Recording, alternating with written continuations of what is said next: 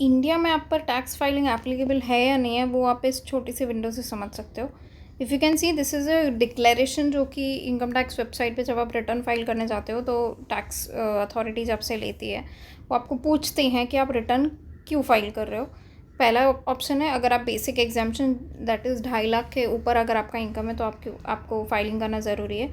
If you see the other section, इसमें 3-4 options दिए हुए हैं, जैसे कि अगर आपका टोटल डिपॉजिट अमाउंट इस फाइनेंशियल ईयर में एक्सीड करता है 1 crore during the previous year, तो आपको फाइलिंग करना ज़रूरी है।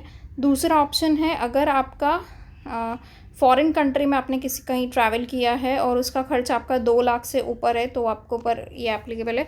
इस पर एक इनकम टैक्स ने क्लैरिफिकेशन दिया हुआ है कि अगर आप नेबरिंग कंट्री या फिर किसी बोर्ड स्पेसिफाइड पिलग्रिमेज प्लेस पे जाते हैं तो आपके ऊपर ये सेक्शन एप्लीकेबल नहीं होगा। In general 2 lakhs is a limit.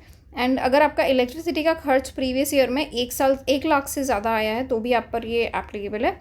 And then there is the fourth condition which covers a lot of other conditions, and 139 subsection 1 के 7th प्रोविजो के 4th क्लॉज में अगर आप फॉल करते हो तो भी आपको टैक्स फाइलिंग का ज़रूरत है। ये क्लॉज इतना बड़ा है कि मुझे इसके लिए एक अलग वीडियो बनाना पड़ेगा, we will cover it separately.